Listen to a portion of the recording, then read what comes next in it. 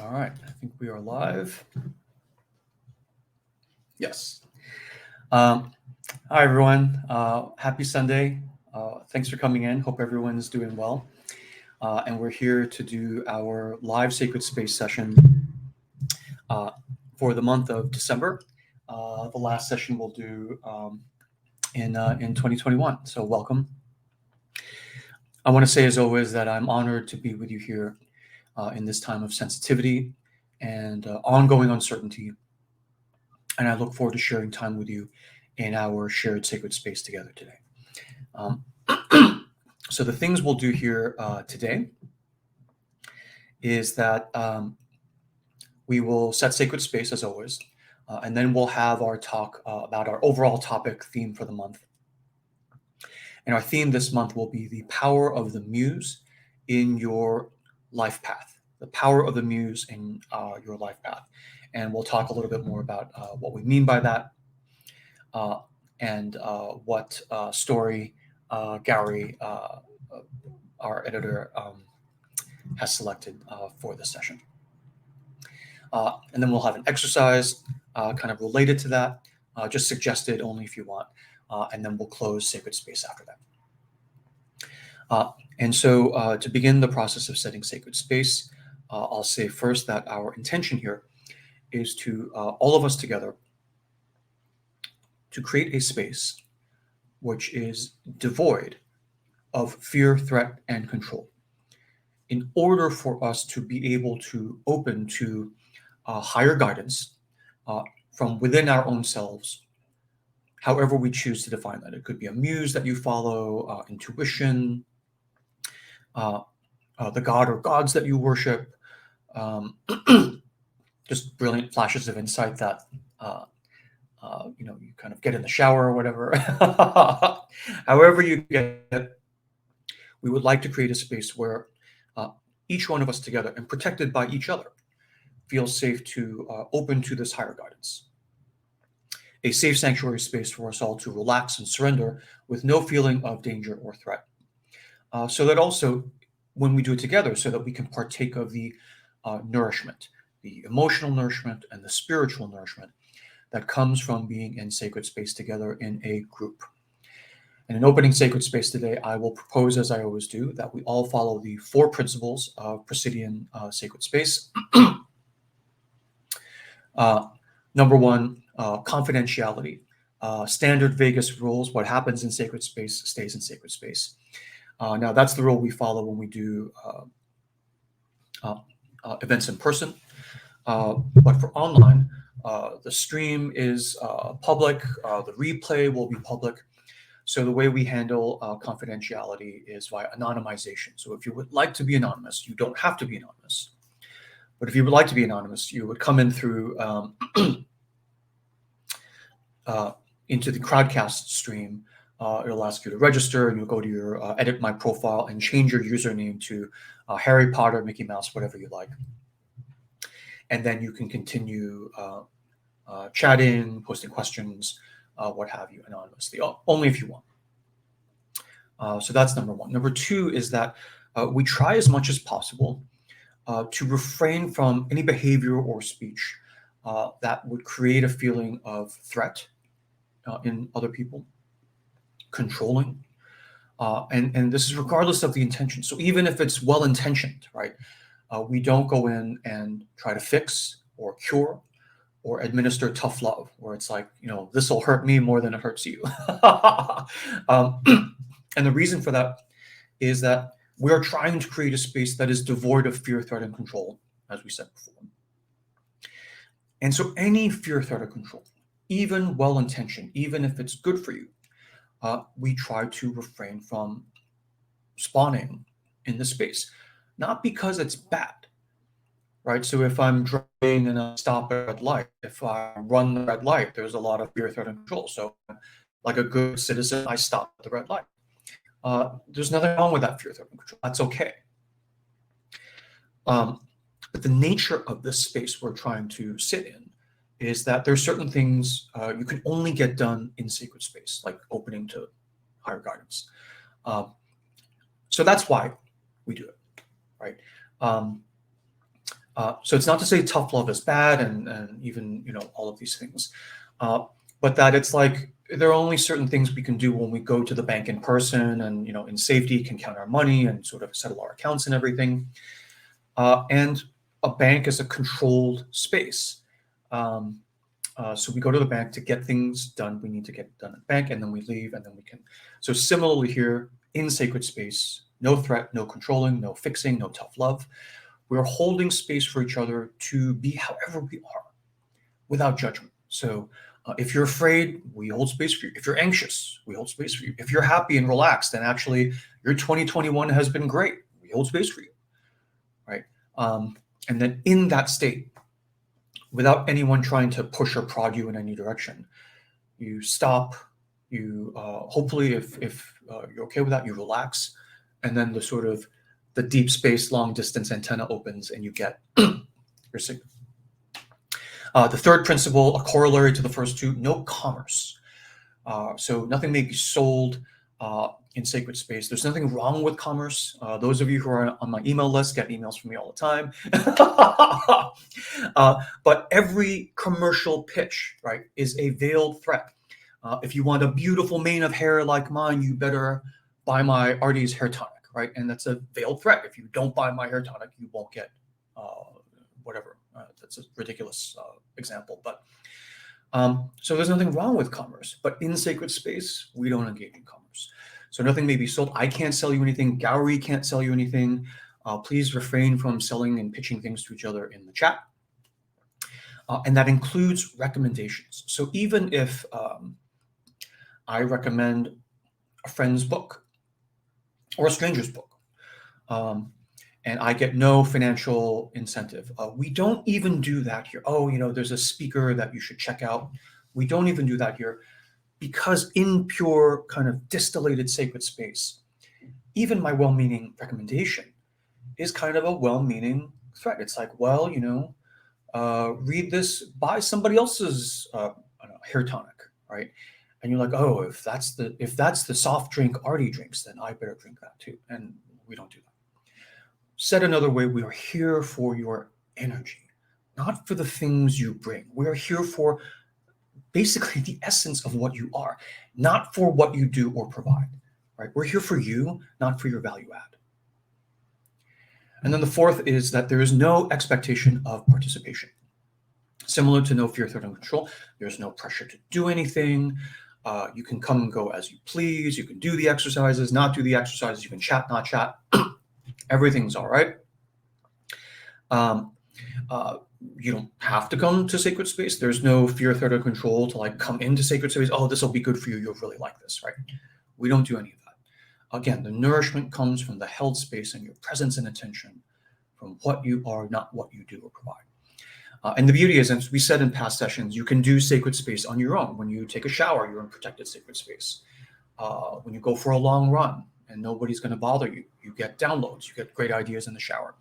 When you meditate, et cetera, et cetera. But when we do it in a group, it tends to co-amplify the effect. And we like that. It's like a feast, a potluck. And the nourishment that we generate is far more than any one of us can even take in one go. So we're all just gorging on the nice, safe, protected energy. Okay. So anyway, this is what I propose. And if you are not okay with doing this together, that's totally okay. There's no fear, threat, or control.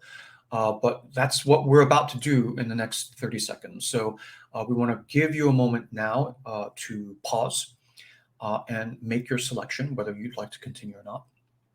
And then if not, you can just withdraw from the group. And that's totally okay. We'll still catch up with you later in profane space. We'll still hang out. We'll still be friends. No worries at all. Okay. So we'll give you a moment to dial that in and make your selection.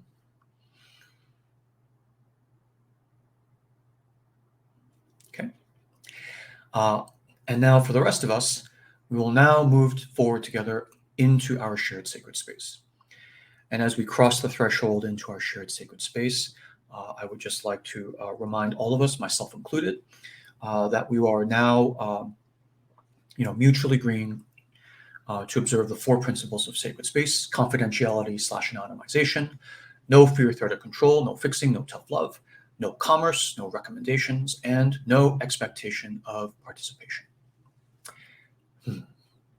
All right, welcome to our December Sacred Space, everyone. Welcome back. Thank you for being here. And here we are. So this month, the topic is the power of the muse in your life path.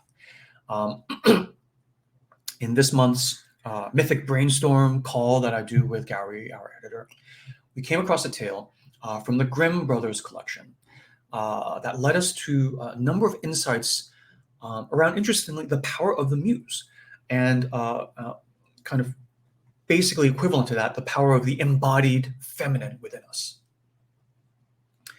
Regardless of our external declared gender, we all have masculine and feminine powers, life forces within us.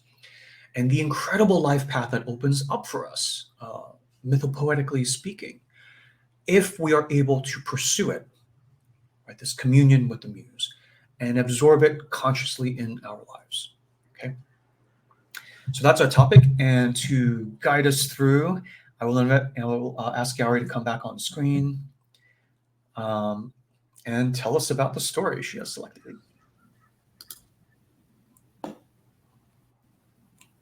Hi, Gary. Hi, Artie. Can you see me? Can you hear me okay? I can. All right, that's great. There we go. Okay. Turn that off. Hi. Thanks for coming back. Thank you. Do you want to tell us about the story you've selected? Yeah, so interestingly, this story was one of the first stories that I had shortlisted when we started doing this, fairy tale mythic reading as a tradition of Sacred Space. And this was one of the first stories, and I don't know why it had kind of caught my attention. I've read through most of the Grimm's fairy tales as my go-to source of mythic reading. And this one really caught my attention at that time. But at the same time, we didn't pick that up. Somehow it just didn't feel like the right time. And there were a lot of kind of symbols and messages that came to me while I was thinking about what we're going to do next week. And the words white snake would just pop up for me, over and over. And I thought, okay, I think I need to go back and read that.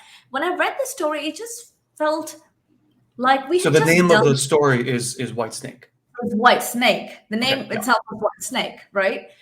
Interestingly, I was browsing through, a book of folk tales from China, like Chinese grandmother tales, and the first page, the index page that I opened, had a story that was titled "The White Snake."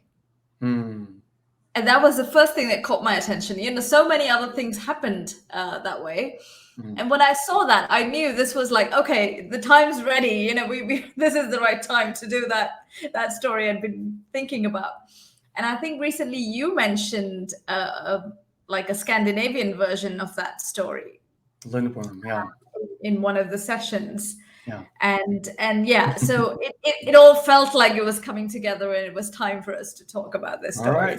All right. So here we are. Yeah. Okay. Do you want me to start? Tell us a story, please? Yeah. I'd love to hear it again. All right. So the story is from the Grimm's collection, Grimm's Brothers Collection of fairy tales from Europe, and it's called The White Snake. And so a long time ago, there was a king who was famed for his wisdom through all the land. And the wisdom he had was that nothing was ever hidden from him. And it was as if even the most secret things were brought to him through the air, and he always knew. And this king had a strange custom. So every day after dinner, when the table was cleared and everyone had left, there was no one else in the room, a trusty servant brought him one more dish just for the king. And this dish was covered. Even the servant who brought it in didn't know what was in it. And so he would leave it on the table, leave the room, and the king never took off the cover until he was absolutely sure he was quite alone. And so this went on for a long time, when one day the servant who took away the dish was so overcome with curiosity, he had to know what was in the dish. And so he carefully locked the door. He went into his room, he locked the door, he made sure there was no one else around. He lifted the cover of the dish and he saw a white snake. And when he saw it, he just could not resist. He could not deny himself the pleasure of tasting what it was like. And so he cut a little bit of it and put it into his mouth. And as soon as he had done that, he heard like this strange whispering of little voices outside the window. And so he went and listened. And he realized that it was the sparrows outside on a tree, chattering together and telling each other all kinds of things. And this eating the snake had given him the power to understand the language of animals and birds. And so it happened that on this very day, the queen had lost her most beautiful ring. And because this trusty servant was the only one who was allowed to go everywhere, the suspicion fell on him. Right? So the king ordered this man to be brought before him. He threatened him with, sort of angry words. He said, "Oh, you've got to know either it's you or you know who did it," and all of those things. So he was sent away, as charged as guilty, and he was asked to declare his innocence within a day. Right? And the man was kind of troubled, and he went into the courtyard. He was thinking, how do I get myself out of this situation? And in the courtyard, there was this pool, and there were some ducks sitting together. And they were resting, and they were kind of preening themselves and having a sort of a confidential conversation. And this servant stood by and listened. And these ducks were telling one another of all the places they had gone waddling about, of all the good food they had found, what they had eaten. And one of them kind of said in a pitiful tone, and he said, "There's something heavy in my stomach." Now was he kind of hunting around, eating in haste, and I think I swallowed a ring which was under the queen's window, and I feel uneasy now. And the servant knew, right? So he at once went and seized this duck by the neck, carried it to the kitchen, and told the cook, "This is a fine duck, so please, kill her and make something out of it."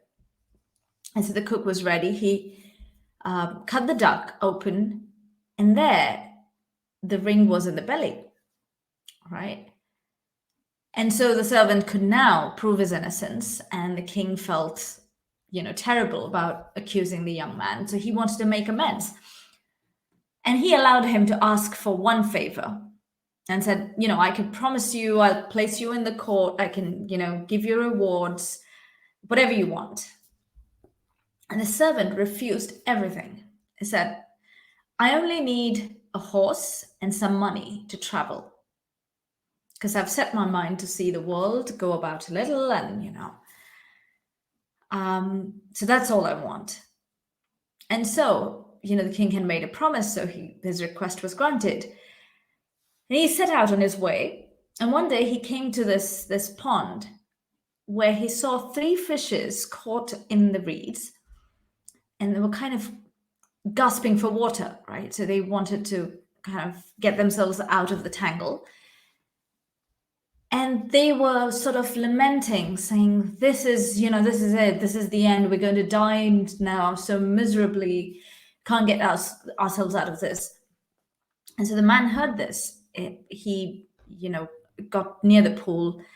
He reached out to the three fishes and kind of set them free. And they were so delighted that they called out to him and said, "Oh, we will remember you. We will repay you for saving us and doing this favor." I said, "All right." And he waved goodbye. He rode on. And after a while, he seemed to hear a voice at the sand, at his feet in the sand. And this voice was the voice of an ant king who was complaining, saying, "Oh, I don't understand why these big beasts and big people, all of them with their clumsy feet and clumsy bodies, and why do they have to keep stamping on us? I've lost so many of my soldiers to all these beasts stamping around." And he was lamenting this, and this man heard it, and he was almost about to sort of overrun a line of ants. And as soon as he heard this, he steered his horse away, and so that he could let the ant procession pass. And the ant king realized this, and he looked up and he said, "Thank you so much. That was very thoughtful, and I will remember this kindness, and I'll repay you someday." Right? And so, the man went on, and the path that he took led him into a forest. And then he saw two old ravens who were standing by their nest, and they threw out their young ones. There were three ravens, and they said, "Out with you, you're good for nothing. You've grown up now. You can find food on your own. You're big enough. You can provide for yourselves. You don't need us. So get on with it," right? And these poor young ravens were on the ground, flapping their wings, and they kind of weren't really sure that they could still fly. And they said, "Oh, we're so helpless, and we can't even fly, and yet we have to fend for ourselves. What can we do? We're going to, just lie here and starve." And so this young man heard this, of course, and got off his horse. And the first thing he does is he kills the horse with his sword, and he offers it to the ravens as food. And the ravens came hopping to it, and they ate their fill. And they said, "This was very kind. We will remember you. And of course, one good turn deserves another, so we will get to repay you someday." And now the young man had to use his own legs. So he kept walking, and he walked a long way before he came to a large city. And there was like a great noise going on, and there's a crowd in the streets. And a man on horseback said, he was announcing to the public over there, saying, "The king's daughter wants a husband. And whoever seeks her hand has to perform a task. And if he fails, he will, forfeit his life, as these things are." And there were many men who had already made the attempt and already lost their lives because they couldn't fulfill the tasks. And when the youth saw the king's daughter, he was just so overcome by her beauty that he forgot all about the danger. He said, "Okay, I'm going to go and volunteer." And he declared himself as a suitor and said, "I'm ready to do any task that's set out for me." And so he was taken to the sea, and a gold ring was thrown into the sea before his eyes. And the king then said, "You must fetch this ring from the bottom of the sea. And if you come up again without it, you will be thrown in again and again and again into the sea until you die amid the waves. So your only choice is to come back up with the ring." And so, all the people kind of thought, "Okay, this is done. This man is done, right? There's no way he can find a ring from the bottom of the sea." And so they all went away. They thought this is a done deal, and left him alone. And he stood on the shore, and he thought about what he should do, when suddenly he saw three fishes coming towards him on the waves. And these were those fishes whose lives he had saved. And the one in the middle held a mussel in its mouth, and it put it on the shore at the young man's feet. And when he took it and opened it up, there was the gold ring in the shell, right? So that's it. It was that simple. So he took it to the king and expected that that's it. I'm going to marry the princess now. But when the princess realized that he was not her equal in birth, she said, all right, I will need you to perform another task so that I can be absolutely sure, right? So she went down into the garden and kind of strewed with her own hands. She just threw 10 sack full of millet seed on the grass on the lawn and said, by tomorrow morning before sunrise, you must pick all of them up and not a single grain missing, right? And so then the young man sat down in the garden and he considered, how am I going to do this? This is just impossible. And I'll just wait until dawn and, probably be taken to my death. And let's see. But as soon as the first rays of the sun kind of came up, he looked around him, and in the garden he saw all 10 sacks standing side by side, full of grain. There was not a single grain missing or fallen on the ground. And so the ant king had come in the night with thousands and thousands of his ant soldiers, and all of them had picked up all the millet seed and gathered them into the sacks. And so the princess herself came down into the garden, and she was amazed to see that this young man had done the task and had done it before dawn, right? But, she was still proud and said, all right, you've performed 2 tasks, but you can't be my husband until you have brought me an apple from the tree of life. So let's see how you do that. And now this young man didn't even know where the tree of life stood, right? But okay, we'll set out, we'll see. And so he went as far as his legs would take him, and he thought, well, there's no hope, but we'll just do it. And after he'd wandered kind of, 3 kingdoms, and, every place that he could conceive of, and evening he came to a forest, and he lay down under a tree to sleep. And he heard the rustling of, the tree's leaves. And a golden apple fell right into his hand. And at the same time, the 3 ravens that he had saved came and perched on his knee and said, we're the young ravens that you saved from starving. And once we heard that you were looking for the golden apple, we flew over to the end of the world where the tree of life stands, and we brought you this apple. So the young man, full of joy, set out home, and he said, all right, I've got the apple of life, and I should definitely get the princess now. And he offered it to the princess.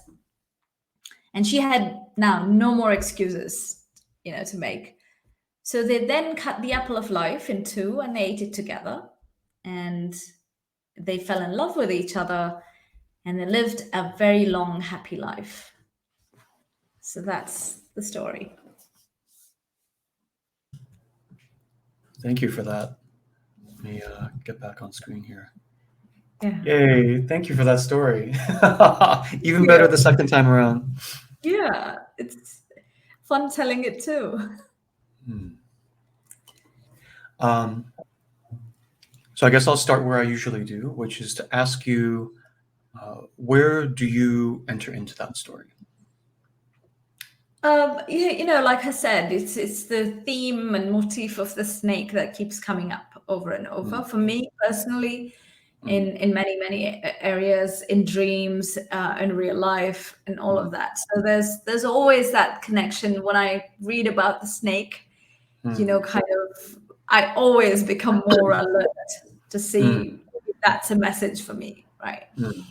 And this was unusual for me because there is a specific emphasis on the color white, and it says the white snake, which is rare in kind of mythic symbols and stories. It's not very common to come across a white snake.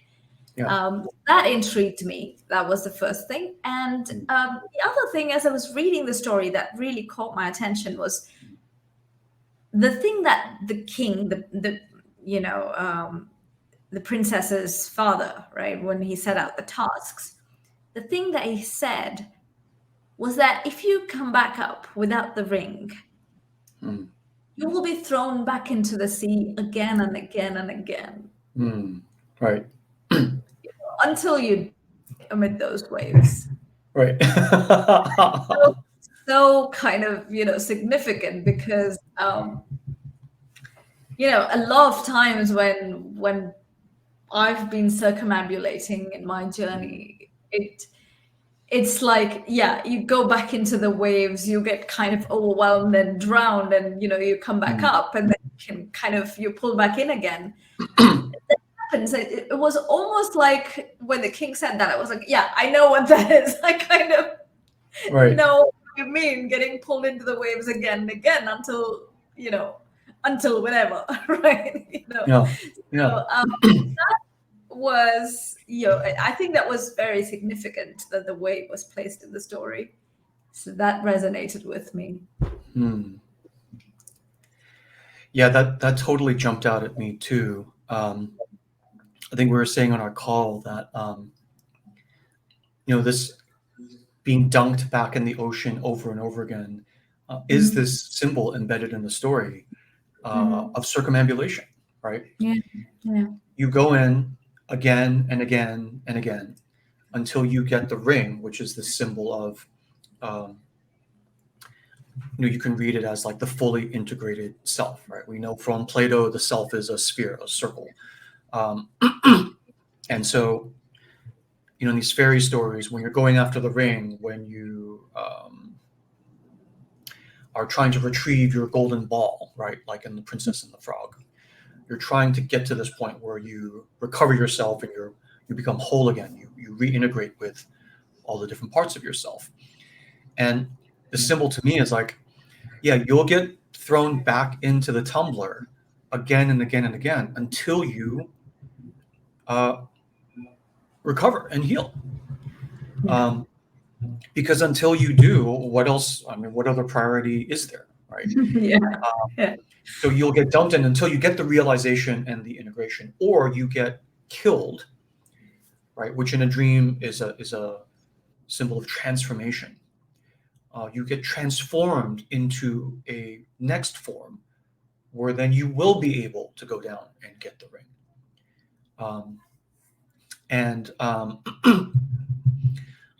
And I like this because I like this whole story because there are a number of each one of these episodes in this beautifully crafted fairy story, like the ravens, for instance,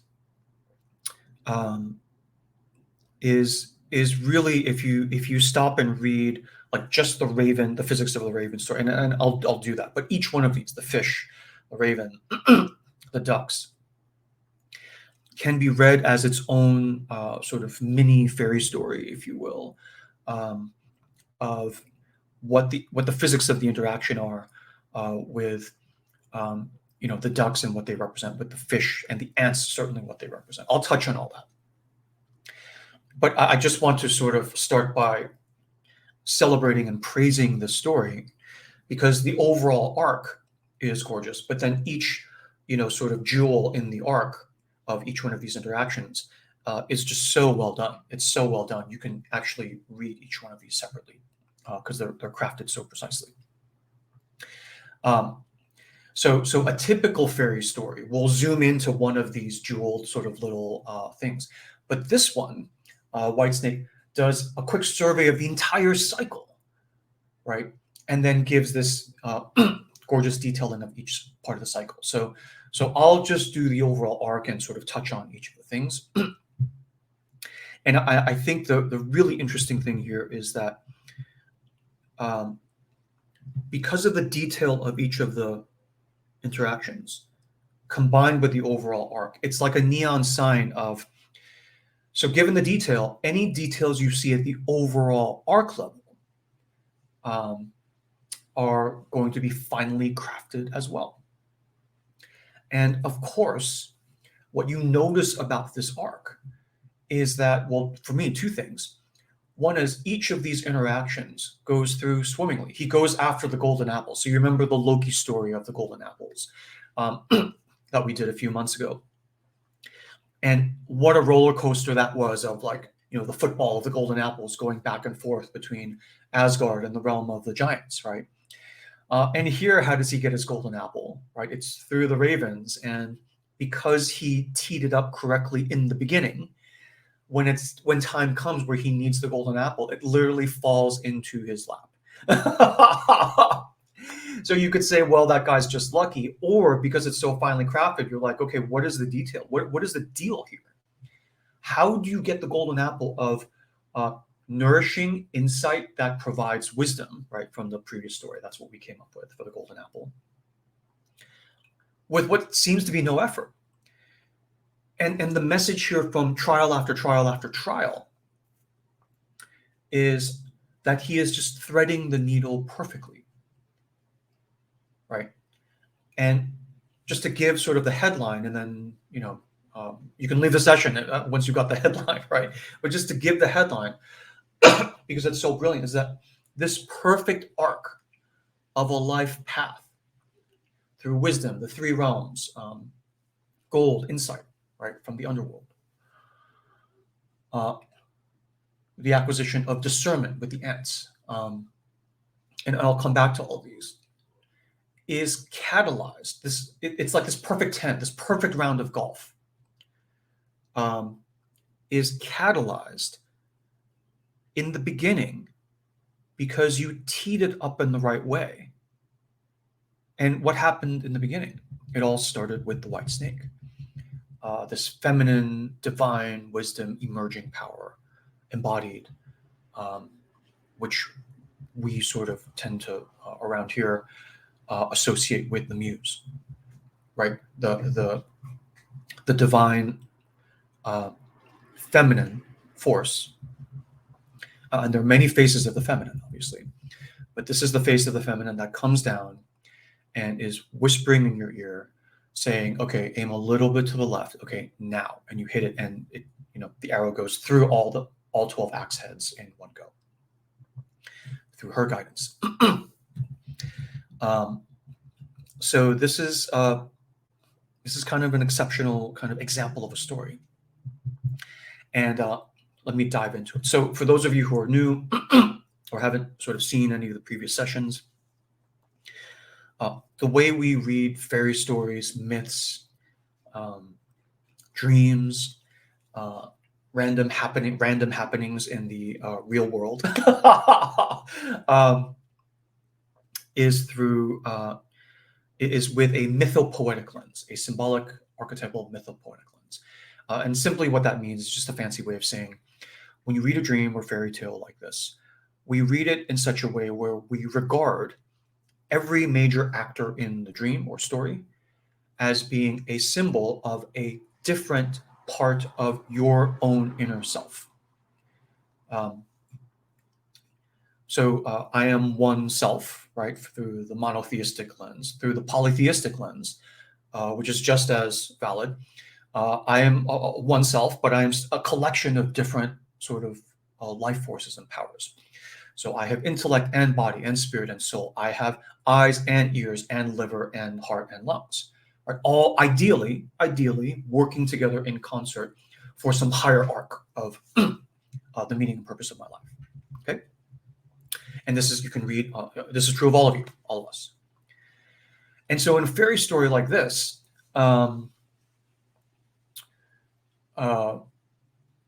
we are watching different aspects of our inner life forces interacting. And the way you read these stories is, so here, the snake is a symbol of a part of you, the king, The servant, adventure, is a symbol of a part of you. Certainly, the ducks, the ants, the ravens, the fish are all symbols of a part of you. The princess at the end, and so on and so forth. And so the way you read a story like this is you start at the beginning, you press play, you let the story unfold, and you kind of take notes on like who's there, who's not there, what's missing, and then mainly who's doing what to whom. Okay. And at the end of the day, you take point A at the beginning and point B at the end. And if point B is obviously better than point A, like his situation has improved, which in this case he has, then the question is, okay, what has happened? So basically everything that has happened, win, lose, or draw in the interim, net has been good because he's ended up at this point B, which is higher. In other stories, it's the same. In other stories, it's lower. And so you take not allegorical, threat, like, so the moral of the story is you better be good to fish. But rather you say, okay, this overall pattern is generally in the direction of like more integration. The prince and the princess coming together and living happily ever after. The rings, the apples being recovered, these powerful, potent avatars and totems coming to him. And very notably, coming to him seemingly easily without further disruption. Okay. And so the question is, why is that? Why is that? And that's what we'll dive in here. So in the beginning of the story, we're in the realm of the king, the realm of the inner masculine, the king with his wisdom. He sees everything, he knows everything. He's this very sort of Yahweh, Jove-like kind of thing where he's omniscient, right? He knows when you've been sleeping, he naughty or good, right? So you better watch it. But he has this secret wisdom. And immediately we realize that the core of his secret power is that he nourishes from this white snake. And the snake is a powerful symbol, even pre-Christian, pre-Hellenic symbol of the divine feminine, or just feminine in general. Okay. There are all kinds of reasons for this I won't get into. But the snake, for instance, is a totem of Athena in the Greek system, of many goddesses. But then, as the patriarchal sky gods came in, Odin, Yahweh, and basically sort of took over the sort of matriarchal systems. In a lot of these stories, you see the snake vilified, right? Where Thor is like conquering the snake. I forgot the name of the snake in the Norse system. Apollo comes in and conquers the python. And of course, Yahweh sort of, banishes Adam and Eve is associated with the snake. Okay. So the key symbol, so when patriarchy takes over, the key symbol of the feminine, the snake, is suppressed, right, in the Garden of Eden and all these things. But in this story, right, which is this hidden wisdom that has survived through this sort of, takeover, this sort of paving over, is that the superpower of your inner masculine king, and his key superpower is not just muscle, but it's like the ability to know where the muscle, who's right, who's wrong, what's going on, comes from the feminine, right? The king is taking nourishment, eating, right? Food is a symbol of emotional nourishment, spiritual nourishment, from the power of this embodied feminine. So snake is also an animal. When it's an animal you see in a dream, it's a symbol of your body, not your abstracted mental intellectual self, right? Like when you see a centaur, right? It is a avatar symbol of the human condition, because we are all sort of intellect and body, right? We have bodies. If you look at my organs, they look like the organs of any other mammal, right? But I have this thing that makes me somehow, it's hard to put a finger on it, different from the animal realm, right? So I'm a mix, right? I am an animal, but I'm also this sort of intellect human. And a centaur is half and half, okay? So he has access to this power. And this is a power associated specifically with the king, spirit, power of the spirit, right? So he can understand the language of the birds, and this gives him his omniscience. And all of this secretly comes from the muse, the feminine. And he doesn't admit it. The servants are all, so the servant and the king are two aspects of your own single inner masculine. The snake is a part of you, the king is a part of you, the servant is a part of you. So it's this part of you that is using the power of the feminine and not admitting it even to yourself, even to other parts of yourself. And so this power is restrained, it is constrained. The king is keeping it to himself only for his kingly duties, for prestige or money or whatever. And the power of this wisdom is not reaching all the other areas of the kingdom. And the king is fine with that, right? And the kingdom is kind of, not thriving as much as it could be. But the subjects are all sort of, they have, ignorance is bliss, right? They don't kind of understand. And yet this wisdom ends up breaking out anyway. And the way it breaks out is the servant inner masculine part of you steals a bite of the sacred feminine. And then this gives him the wisdom. The wisdom then escapes the sort of domed cage of the king, trying to sort of hoard it all for himself like a dragon. And this theft, it's like a Promethean theft of fire, right? This theft of the wisdom then gets out all over the kingdom and sets off a whole series of events. Right? To characterize all of these, it is this theft of the power of the muse, where you are releasing it into all these other areas of your life. That sets everything in motion. Right? So the nourishment of the muse at the beginning of the story leads this servant part of you back to the muse. You go back to the princess who doesn't recognize you. It's like the end of the Odyssey where Penelope doesn't recognize Odysseus.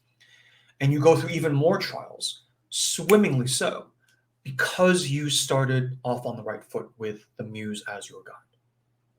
Right? So the princess is another phase of the muse, and then he becomes the new king, obviously, right? Because he marries the prince and Princess Mary. He becomes the king and she's the queen. And then the cycle continues again, right? The cycle continues forever. This cycle is happening in my life over multiple cycles across my biological lifetime. This cycle has happened in my forebears and humans that have come before me, before I was ever, sort of born. And these cycles will continue after. And that's why these myths are powerful. They are these little totems, dioramas, instruction manuals, if you will, of different aspects of human experience. And that's one of the reasons why it's nourishing to sort of read these with this mythopoetic lens. So one of the first things, so you steal this muse power, or what do you get? What do you get? Let's go through the cycle really quickly. So one of the first superpowers you get is you understand the language of the birds. The birds are the realm of the spirit. The air realm is the realm of spirit. Birds, angels. When you dream of trying to get on a plane, you're trying to get on sort of this next chapter of your life that is of the more spiritual realm. This is consistent with other traditions and stories as well that we've read in the past. Right? There were a couple of stories before.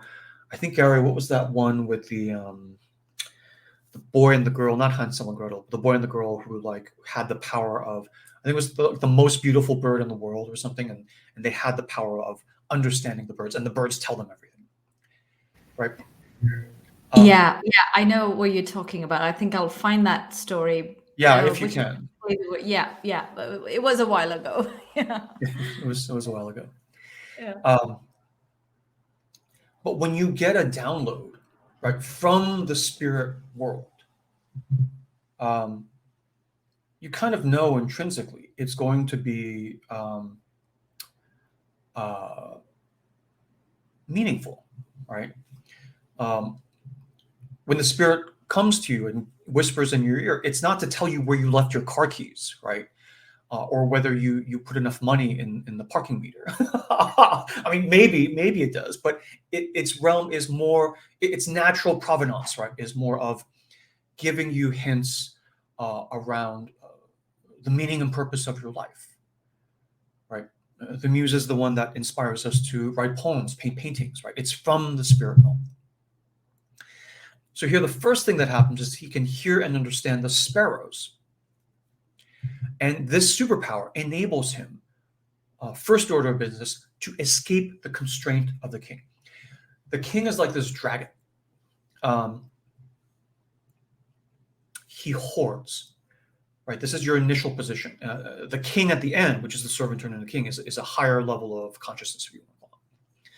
But this first king is a hoarder, right? For those of you who follow the chakra story we did a year and a half ago, he is at the Muladhara level, the first chakra, where all he wants to do is grip and not die. He wants to continue. Even though he's getting Muse download, he's just like, well, I'm just going to use my Muse download to trade stocks and make money and not do anything higher.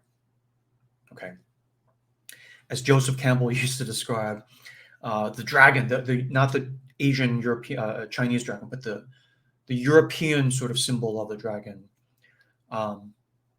is this kind of lizard, snaky kind of thing, typically masculine, right? So the masculine version of this reptilian brain, hiding in a cave, guarding two things, gold, right, and beautiful young virgins, right? And as Joseph Campbell used to say, neither of which this dragon can make use of. This is old school Joseph Campbell.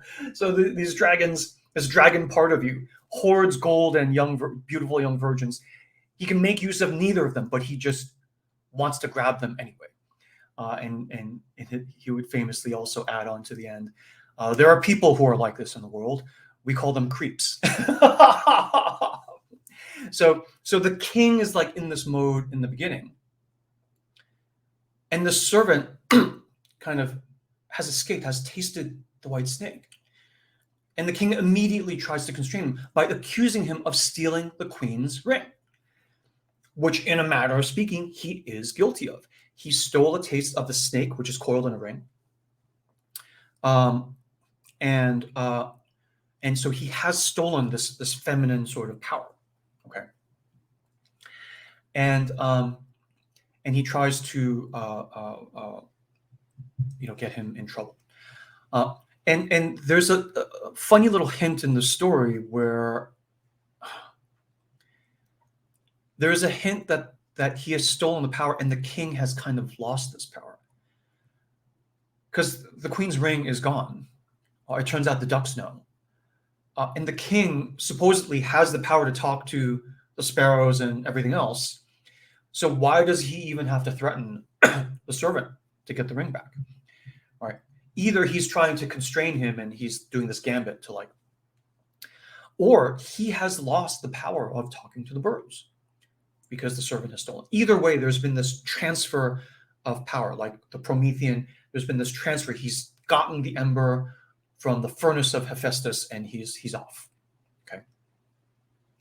But then the servant immediately uses the power of the ring to talk to the ducks or to listen to the ducks, get the ring back, gives the ring nominally back to the king. So he's out of trouble.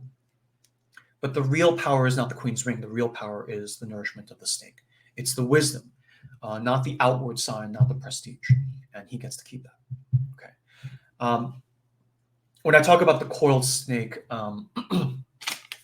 one thing I want to just show here. How do I do this? There's a symbol in many traditions, in the Greek tradition, in the Egyptian tradition, and then the image I'll share is from the European medieval alchemical tradition, which is of what they call a Ouroboros, which is a snake eating its own tail.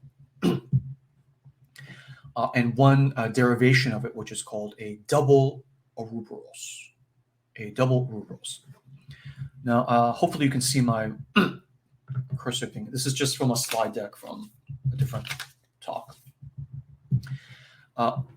And here, basically, you have the masculine sky upper part of you. These are all symbols of a part of you. So the fire drake on the top is a part of you. The snake on the bottom is a part of you. The tree is a symbol of all of you. You have these three realms: the sky realm, the under realm. This is like the fish realm, and then the earth realm, which is like the ants, the ant. Okay.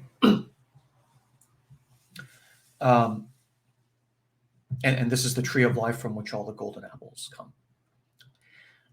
So the top is typically masculine, solar, Apollonic, right? Law and order, golden child. He has wings. It's the king, so here's his crown. And he is feeding on the white snake, right? And the white snake is typically feminine, lunar, Hecatean, right? So Hecate, Persephone, right? And they nourish each other.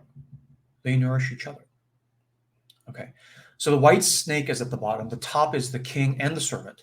And there is constant circumambulation back and forth. Right. The bottom is the white snake and the princess, the Muse. And so you can read this in a number of ways.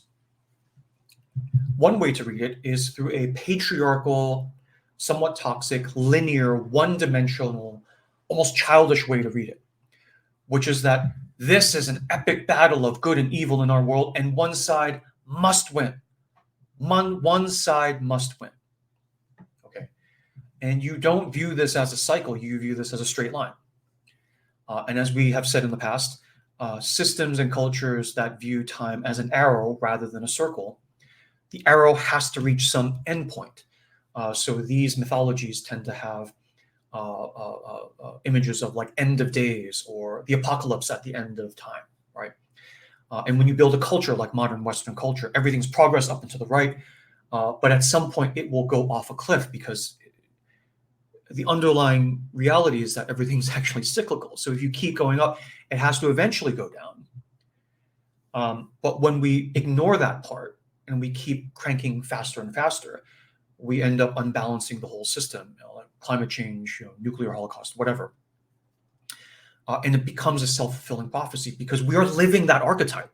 And if we live the archetype, we are creating the apocalypse at the end of it. If we live a more cyclical culture, then there is no. I mean, it's pros and cons. There are other things that may be less appealing in a cyclical culture, less innovation, less freedom.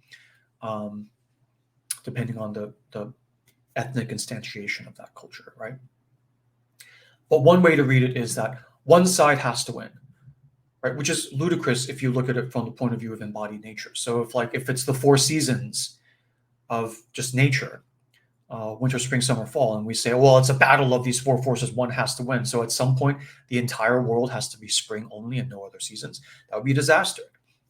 Right? Everything would be youthful and flowering, but we'd never have anything to eat because harvest never happened. Right? It would happen only once and then end because without winter, there is no spring. Now, another way to read it, a more holistic, matriarchal, embodied, feminine way to read it, is that this is not a battle, but a cycle. Right? Like the Taoist yin-yang cycle, right? Are yin and yang fighting with each other, or are they just part of a cycle, a system? And in fact, they are eating each other, trying to kill each other, or they are feeding each other, nourishing each other, right? And that sort of, to me, is more on point because if you look at it, they're not growling. They're not angry. They look pretty happy and content. The image here itself is balanced. It's a perfect circle. They meet right in the middle, right? And this tree of life in the back implies that this cycling, it's like earthworms turning the soil, aerates everything and allows the tree of life to exist. All the realms upper, middle, lower, are nourishing each other forever. And the entire world is created from this. Right? So in the single Ouroboros, single snake eating its tail, you could say, I am complete in myself, and I nourish myself. I am complete. And if I find a partner, we will be complete in this thing. Or with the other lens, we say, oh, I'm eating my own tail. I'm so neurotic. I'm always constantly self-sabotaging. And just being in that mode of like blaming yourself for self-sabotaging is, you're still eating your own tail, but the lens is completely different, right? The feeling is completely different. Okay, so that's just a quick aside. And let's keep going. So we talked about the three realms here. And the way he escapes further constraint, right? The way he escapes the king is what catalyzes the rest of the story, right? Because the servant moves from talking to the sparrows to listening to the ducks. Now, ducks and sparrows are different. They're still birds. They are of the air realm. And I think there was a question on this before. But ducks are different because they are waterfowl, right? Which means so ducks, seagulls, geese, and waterfowl have the innate ability to traverse the three realms of being. And Gary, you may want to put the link to the three realms talk up as well. Ducks innately can swim on the water, dive underwater to get their little grubs and food, fly in the air, and walk on the ground. I mean, they waddle, they're not cheetahs, right? But they are native to all three realms. Okay. And because he escapes through the duck, the power of the ducks, the rest of the jewels in the story, okay, each of them happen in a different realm. All of these catalyzed by the power of the snake, done well through the ducks. And everything happens like as a process. It's almost a rote process, where each one, the ant realm, the fish realm, the raven realm, all three realms, right? The fish realm is the underrealm. The ant realm is they're picking up the barley seeds. And then the raven realm is like you come back to the spirit realm, but ravens are this symbol of death, transformation. Black is the color of wisdom. Okay. So you go from the white snake underneath to the black raven up above. Okay. And all of these things happen with no additional drama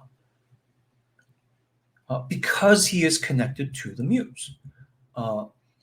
If you start off with bliss, with this white snake of the feminine, and you actually release it into all these other realms of your life, right? You go into the gladiatorial arena of life with a huge advantage. Everything is tilted in your favor. Think about the golden apples. All the sort of drama that Odin and Loki and the giant went through over the mythopoetic football of the golden apples. Here it just falls right out of the tree into his hand. And it's like, okay, I would like the latter where it just happens. Can I read this story for any clues as to like, how do I tee my life up so that it's all like a straight shot like this? Maybe if I want it too much, I'll be like sabotaging myself again. But it's like, okay, I mean, without stepping on any toes, I would like to know more about that, right? I would like to know more about that. So when you start with bliss, it tends to take you on a healing journey, which is painful. You go up and down across the realms, but you end up healing the exact wounds that block your bliss because you're starting with your bliss. So it's like the first obstacle you run into is whatever wound that's blocking your bliss at that moment. So it's a self-correcting GPS, right? It's like, am I healing the right wound at the right time? Well, if you're following the sort of following your muse, basically, the muse will lead you forward, and the first roadblock you hit will be the first roadblock you need to clear for your bliss, because you're following your bliss. If you're following prestige, the king, dragon, hoarding things just for like no reason, for your wounds, for your whatever, then you won't even want to heal necessarily, because it's like, my wound is painful. The first thing I'm grabbing at is not my bliss. The first thing I'm grabbing at is the thing that numbs my wound. Then why would I go anywhere? My wound is there. I'm numbing it. It's not fully curing it or healing it, but it's good enough for now. And there's no vector in your life, right? People who are all about money and prestige, they keep going if they're frustrated in it. But once they get all the money and prestige, you hear this across the board. It's like,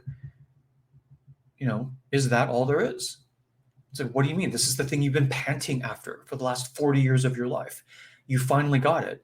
And again, to quote Joe Campbell again, the classic situation is, you spend your career fighting your way up the ladder, and then you realize the ladder was up against the wrong wall. And that's the typical fairy story. Here, you float up the ladder, and the ladder was like perfectly, tipped you into paradise. And it's like, how did they even do that? It's because the muse told you what ladder to go after and where to put it. And you just kind of followed her. As Hemingway used to say, when I work, I'm like a blind pig following the muse. And so, you follow her like a blind pig. Okay.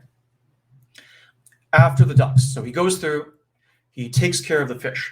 The fish are a symbol of insight, because they are in the ocean of your unconscious, your emotional self. These rings are at the bottom of the ocean. You need to go down into, dark night of the soul, and going down into yourself, into grief. The ocean, right, is symbolic of grief as well. Because as a by the way, right, these are just these archetypes manifesting in all these different directions. The salinity of the ocean matches the salinity of your tears as a human. So when you're in grief, the tears you cry, right, become the ocean within you.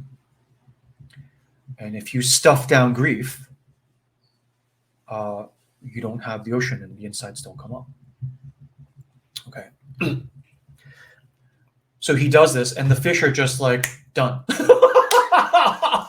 And I'm like, whoa, wait a minute. There's no whale, there's no sharks, there's no like kraken pulling you down under. WTF, how is it so easy? Right?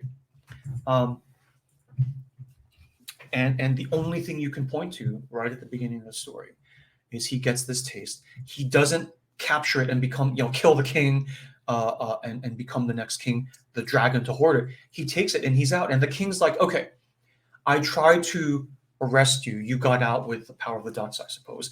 Now I'm going to try and keep you again and say, you can be a courtier. I'll give you land. I'll give you a duke title, anything you want. And what does he say? Nothing doing. All I want is a horse, embodiment, and money, ego power, a share of this. And I want to basically spread this white snake power all over the kingdom. The next version of the inner masculine king says, enough of this hiding in the cave. You realize the entire realm is yours. Right? Your realm is not just your career and family. Your realm is like all of your creative power. Right? And if you follow your bliss, you end up, fulfilling your whole self, but also raining down blessings on the life of the world around you. And that is like its own reward. So that's the fish realm. And then we hit the ant realm, which is evocative of other Grimm stories like Cinderella, right? Now with Cinderella, it was lentils thrown into the ashes of the fireplace, hearth.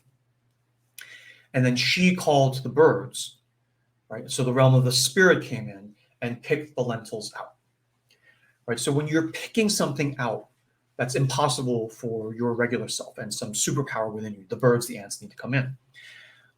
This separating, right?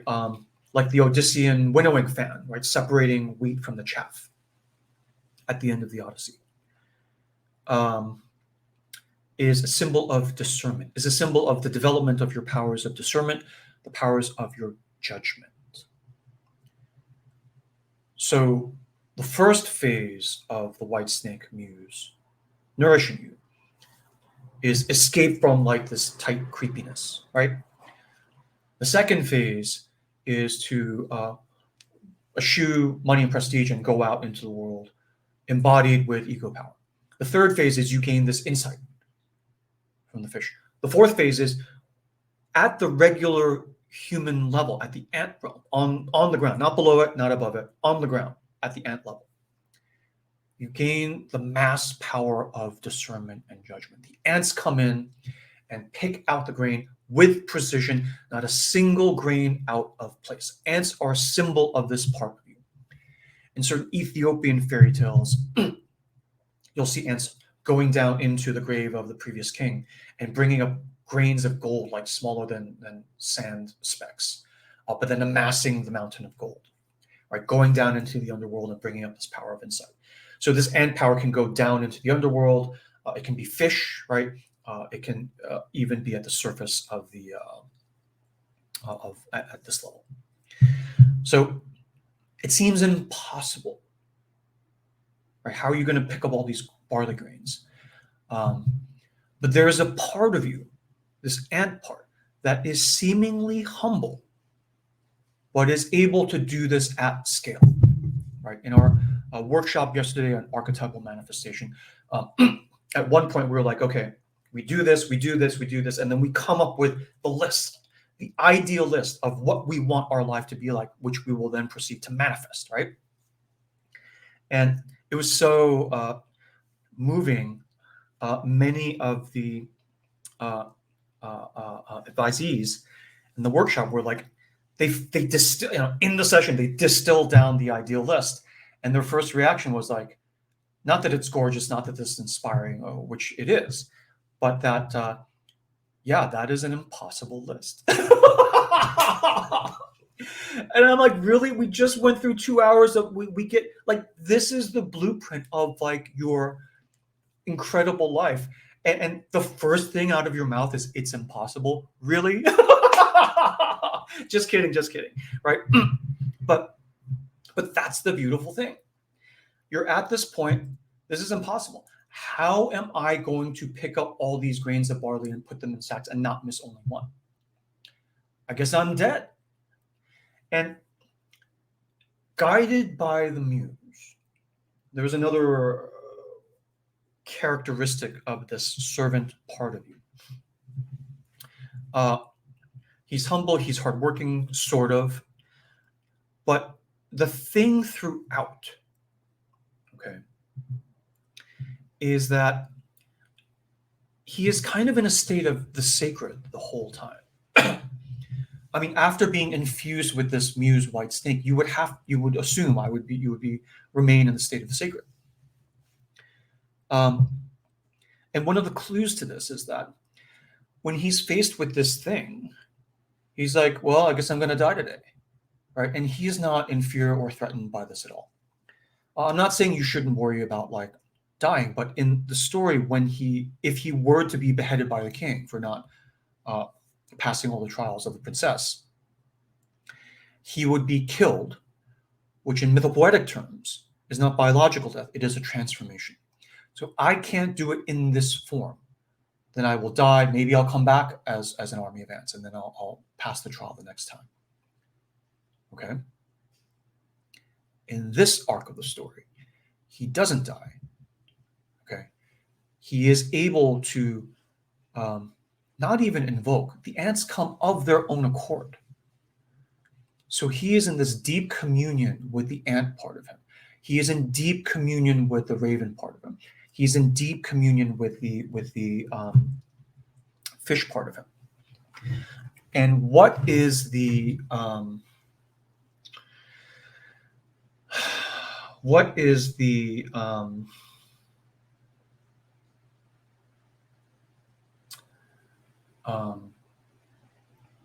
nature of his relationship with the ants, the fish, and the ravens? Okay. It is one of the sacred, one of mercy, one of good humor, and I guess I would say one of compassion too. I hesitate to use the word compassion because with the Buddhist everything, mindfulness, compassion becomes this like stick you hit yourself with. Oh, I better be compassionate. I better be mindful.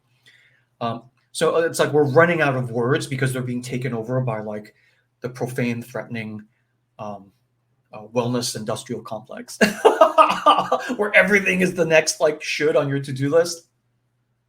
But basically, with the fish, he sees the fish; they're like suffocating on the reef, gasping for like water, and for no reason. Right? The fish didn't offer him 3 wishes. The fish, they were just like on their own, ready to die, like he was at the barley ant thing, and just moved from just no reason at all. You just see this part of you, and instead of taking them and making them into sushi or whatever, you just take them and you just put them in the water. You don't make a deal, you don't negotiate, you just put them in the water, and they come back and they're like, "Thanks, dude. We'll be on the lookout for you later." He's like, "Oh, whatever. I mean, yeah, it's cool." Same with the ants. Same with the ants. Same with the ravens. So when you encounter these parts of yourself, the ant is a part of you, the raven is a part of you, the fish are a part of you. When you encounter this part of yourself, right, vis-a-vis something someone was saying about the workshop yesterday, the Pegasus is a part of you, the Medusa is a part of you. When you encounter her like this fellow encounters the fish and the ants, have mercy. Have mercy, be gentle, right? You don't need to go out of your way and like slit your throat and feed it to the ants or whatever. They're not asking for anything. But when you see them and you recognize them as a fellow something of the realm, and you see that they're in need, you just like move the thing over and that's fine, right? No big deal. And then they, in their turn, are then in communion and harmony with you. And just like they didn't have to call on you, you won't have to call on them. They'll come and meet your foot when it starts to step off the cliff, metaphorically speaking. Right? And it's in the realm of sacred. So you're like, okay, I'm helping you, but you better be there later when I need you, or else. There's no or else. It's like you don't say to your lungs, you better keep going, or else I'm going to die and I'm taking you with me. The lungs know what to do. Thank you very much. Right? Your heart doesn't need you to stand there going like, okay, beat now. No, the heart knows what to do. Okay. Everyone's doing what they're doing. All you need to do is like not get in the way, not abuse them with, I don't know, alcohol, smoking, or whatever. And when they tell you something's up, listen to them. Right? And then they know what to do. We're all professionals here. Okay. We know how to do our jobs. This kind of feeling that you see over and over again in the pattern of the story. Right? And it's like, how does he even know to do this? He is aligned. He's got his head on straight. He's got his heart sort of, open from this inspiration of the white snake. The white snake is the catalyst of all of this. Because when we go into the detail of the ants and the ravens, you're like, whoa, this is very insightful. This ant thing, this raven thing, this fish thing. And this guy goes through swimmingly, barely has to take an exam to get into Harvard. They just shoo him right through. It's like, what the hell is he? What are they feeding him? What is up with this guy? And so you look at the pattern, right? He is easy on himself, not threatening everyone. Like, so you're easy on, you're not threatening. You're like, oh, this Artie stuff is great. And someone, not to give you a hard time, it's like, well, the workshop was really good and everything. So now maybe you're like, well, I better get on the email list and do the workshop. And I'm like, you don't have to do anything.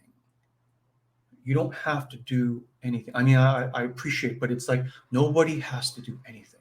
That's the point of the story, right? The double Ouroboros, the single Ouroboros. You are complete as you are. Period. That's it. What can help you realize that and then make the sort of perfect 10 sort of fly through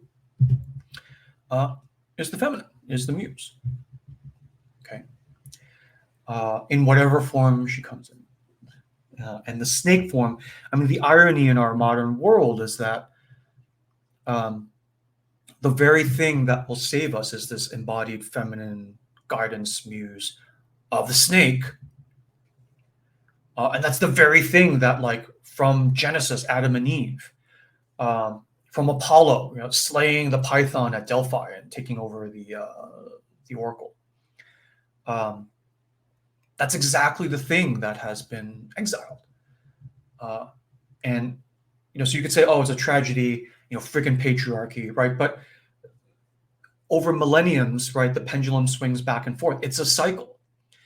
So it's not so much like, I mean, it is a tragedy, but it's also like, oh, I see the pattern. I know what I need to go get. So that's good. I'm sorry for the child. It is what it is. But now we see the pattern. It's like, okay, we have a clue on what we need to do next now. Hooray. Right? At least you know. Right? So with the workshop yesterday, it's like, this list seems impossible.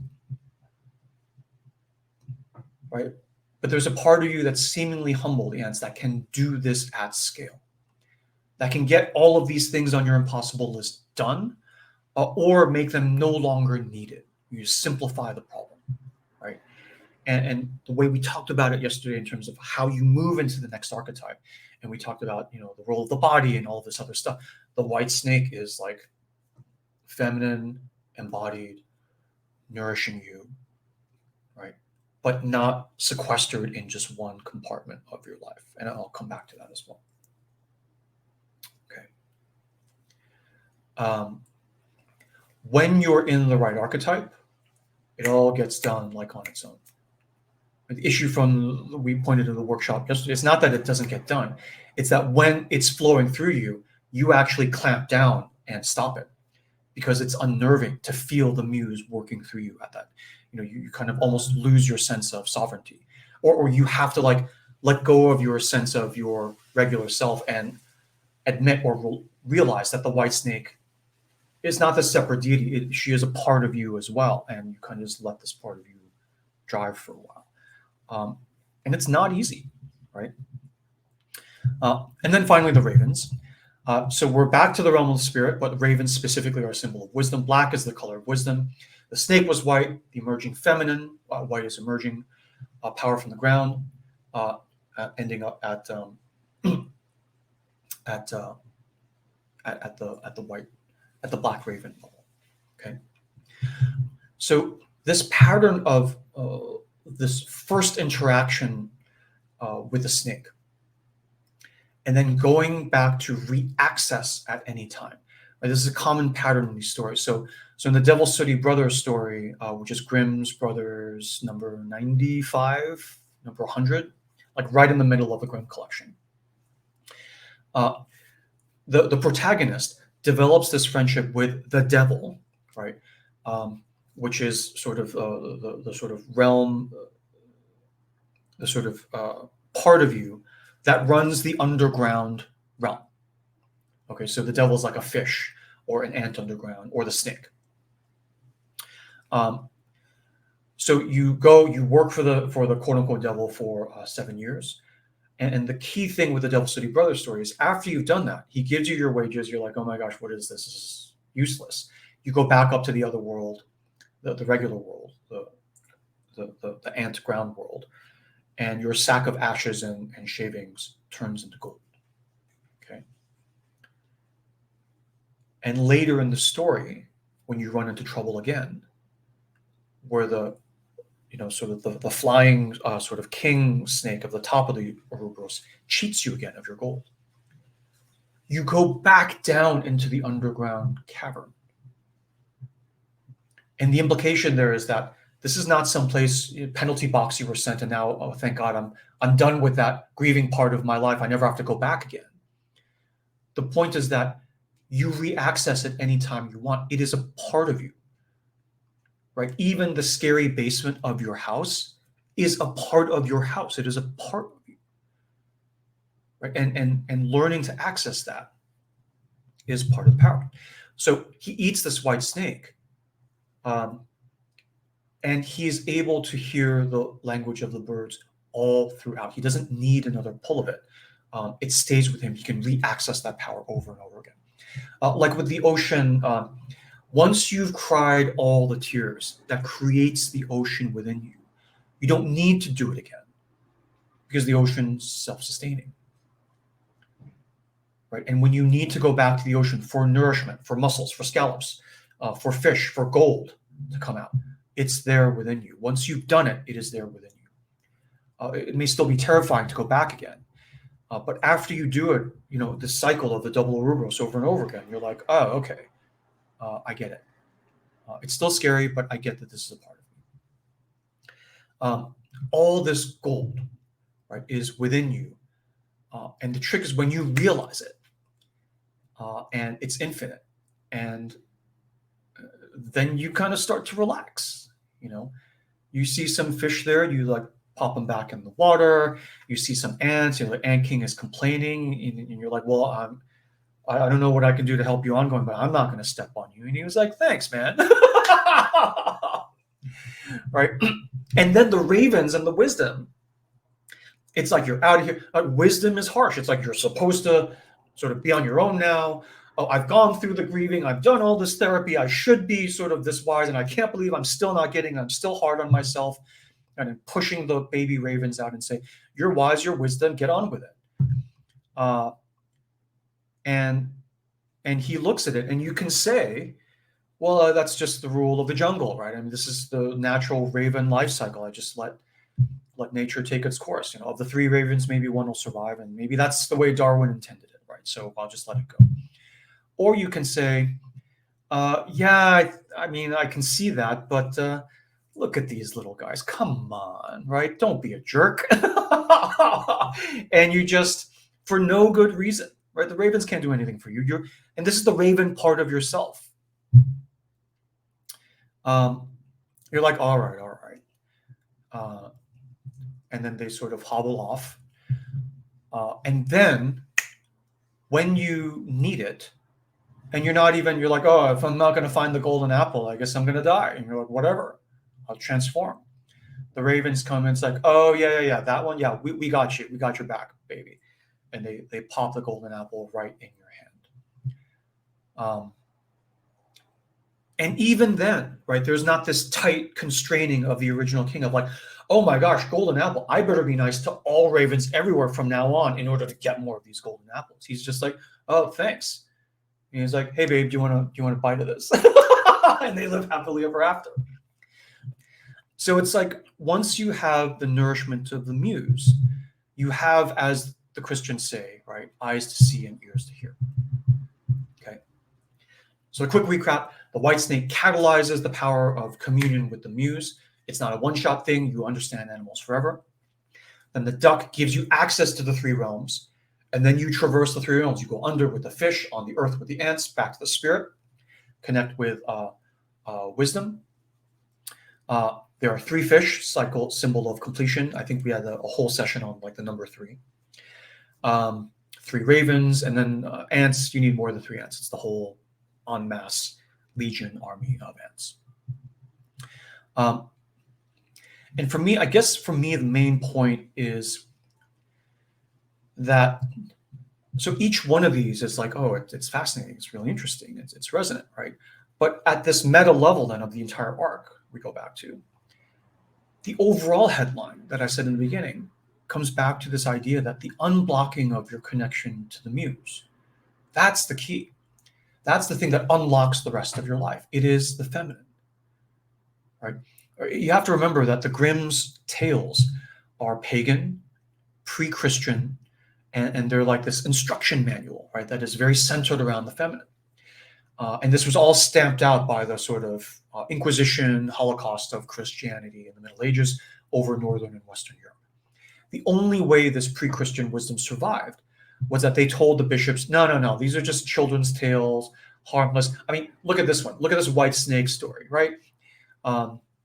The moral of the story, esteemed bishop, obviously, is that you should be nice to fish and animals, and then you'll have a good life. And the bishop's like, well, that's in line with Christian morals. I guess I'll let that stand. So that's how these stories have survived through the fire, right? And even today, when we read them as adults, or when we read them when they're read to us as children, if you read them in allegorical terms, like the moral of the story is this, something bothers you. Because when you're a kid and you're reading The Princess and the Frog, or your dad's or mom is reading it to you, you're totally engrossed. What happens when you read a 4-year-old a fairy tale? At the end, you say, and they lived happily ever after. What's the next thing you hear out of the other ear? You hear, again. Again, Dada, again, right? And you end up reading it 3 or 4 times, and you're like, that's it. Everyone go to bed. And there's something about these why do you say I want to hear it again and again? Is it because you need to get the lesson of you better be nice to fish and animals and you'll have a good life? It's much deeper than that. Right? At the body level, you're engrossed in the story. But there's something that bothers you, because when you read it in a linear form, in an allegorical form, it doesn't satisfy. When you read it with a mythopoetic lens, like where we're reading it now, then we have a bit of a taste of like, oh, this is starting to scratch the surface of why in my body the story feels so satisfying, right? And you end up reading these tales again and again because something aligns in you. A fairy tale like this is itself an archetype. So when you read a story like this, it is a mini form of like archetypal manifestation. When you read this story, it resonates with you. The more you read it and the more time you spend in the story, the more your life starts to align. But it helps at the intellectual level, not just the body level, to know what the heck is going on. Because as we said yesterday, you want to choose your archetype carefully, because when you wave the magic wand and you go from there to there, you want to make sure you're going someplace you actually, like. So the key symbol here in the story, for me, is the power of the feminine unlocks everything. And if you try to control it like the king, the story goes nowhere, right? In any patriarchal system, to heal a toxic system, to heal it from within, the thing you do, right, is you look at the symbolic system, you find the suppressed feminine, and like the servant, you grab it, steal it, and then unlock its power and start handing it out. In the Christian system, it's Mother Mary. In the Jewish system, it's a kind of Shekinah kind of figure, but she's basically been stamped out. But then in Jewish culture, right, what is the feminine that comes on like 10 times as strong? It's the classic, right, stereotypical Jewish mother. One way or another, the power of the divine feminine snake, right, will come back. You cannot hold her back forever. So when the key power, this feminine, is unlocked, right, the way he escapes is he asks for the ego power and an embodiment. So he doesn't just run off as a fugitive. He takes the king's explicit help and approval to go spread it out and explore the kingdom. And so all of this begins with this nourishment from the Muse, in a way that you're not hoarding it and you take it and go out. That's why, I mean, not to sort of get too much into this, but like with children, right? Ideally, you kind of watch what they're doing and let them follow the regular, like this is around sort of natural grain of wood of nature within them. And the classic king thing of like trying to constrain it is the classic, I'm Chinese, so I'll just say, Chinese dad thing of like, well, how are you going to make money doing that? You want to be a poet? How are you going to make money doing that? Who's going to want to marry you? Who's going to love you? How are you going to support your kids? All of this natural snake power gets either cut off, suppressed, or harnessed for the dragon hoarding king, harnessed for reasons of fear, threat, and control. Right? How are you going to make money doing that? Is fear, threat, and control. Nothing wrong with that. We do need money to not starve. Right? But the alternative question is, that's a really nice painting. Tell me about it. Right? And whatever flowers through, then it's like, oh yeah, you want to paint, you want to be a filmmaker, you want to be a whatever. That's cool. By the way, as your dad, I'll just tell you, if you like nice things, you're going to need to make money as well. And you can, if you can figure out painting, you can figure out making money, right? But you don't need to do it for my approval or prestige or whatever. It's like, don't worry about prestige and, as we say, need, want, and desire. The most constraining thing is desire. Your bliss. Because if you're like Picasso, if you're a painter and sculptor, you're a painter and sculptor. Picasso can't be a plumber, right? He can't be a fighter pilot, right? His muse decides what he is, right? So desire is the most constraining. Once you set desire, the white snake, then everything else. I mean, so what do you? Besides desire, there's need and want. Need are the things you need to not die. Want is the things that, like money and prestige. You want some status. You want people to not ostracize you and humiliate you. You want to be able to have boundaries in your life so that you can protect this desire. But the thing is, there's a million ways to put food on the table. There's a million ways to get prestige. But there's only one way to do, not one way, but the path of your bliss tends to be more specific and unique to you. That's the thing that's uniquely fingerprinted to you. Right? Once you're a painter, I'll figure out how to make money. Right? So basically, this muse can do anything for you. It's sort of laid out almost ad nauseum in the story. With the fish realm, with the ant realm, with the but if you keep her in the initial kind of position and don't let her out, right? So the dragon hoarding king at the beginning is kind of like, I have this muse. She makes me really good at whatever, but I'm going to use all these skills just to be a stockbroker, and I'm not going to allow myself to use this muse power in any other realm of my life.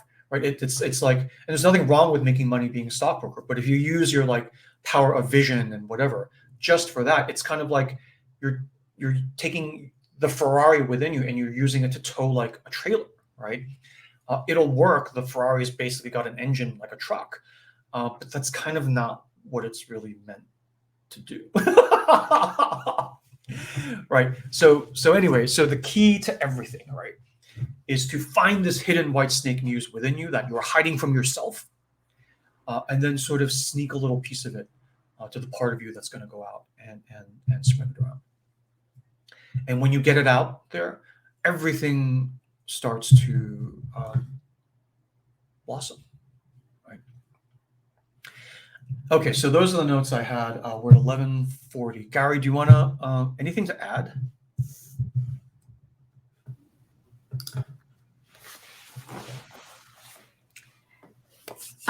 Yeah, so a couple of things that came to me, and in fact, the first thing that I wanted to kind of share is,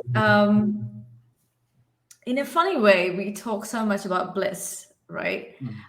In these sessions, and I'm almost compelled to say that we don't even have to follow bliss. Right. Yeah. It's like, I know it almost sounds like we're recommending bliss and, life of bliss in these sessions to everybody, but it's like, yeah, you don't have to do that if that's your choice, and it's not like if you don't follow your bliss, it's like a life of failure or something. Absolutely. It's okay. It's all right. So I just wanted to say that that's the thing that came to me. Good catch. and it's kind of very for me, one of the most powerful things in the story was how, even as it talks about spirit and language of the birds and um, and all of these things, it even brings in this whole embodiment thing into the story, where he sacrifices the horse, right? And that's basically your body transforming in service of getting this additional sort of a board member on board, your wisdom and the spirit and everything. So just to get that, you kind of transform your sense of the body. That's how I'm reading that. But it's just amazing that out of nowhere, that all of these elements are just put together in the story like this. I mean, the effect is kind of bizarre, but when you read it in the symbol sense, it's just amazing that it makes it a point to mention these things. These are the things that you need to kind of give attention to. Or rather, it's like, these are the things that like happen and blossom along the way. Because it's almost, the headline is like, start with the Muse, everything will be fine. And I'm like, okay, cool. At an abstract level, I can like nod along, but the story like actually goes into the level of like embodiment and detail. So everything will be fine. Specifically, boom, boom, boom, boom, boom. And I'm like, whoa, okay, I really feel that in my body now. You almost lose track of all the things that you get. So I agree with the killing of the horse. So the horse part of you is the body part of you. So when it's a horse and rider, a good rider, the horse and rider become this like unit, like this centaur, right? So the human part is the mind, spirit, intellect. The horse part is the body, physicality, sensuality, sexuality, instinct, intuition. And ideally, they work in concert. So here, to be gentle with the ravens, instead of saying, well, you're on your own, folks, right? I mean, your own parents told you, who am I to say anything different? I'm not even your uncle. I'm not even a raven. He goes in the other extreme and kills, transforms his own powers of embodiment in order to hold space for the emerging wisdom of the spirit.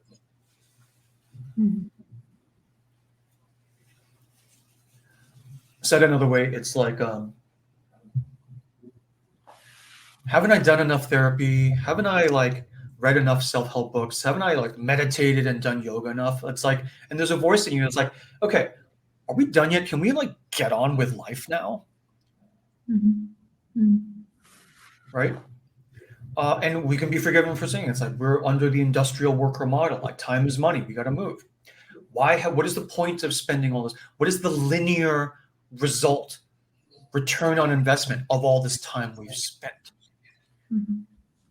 Right? Instead of seeing the time spent itself as its own fertile kind of, I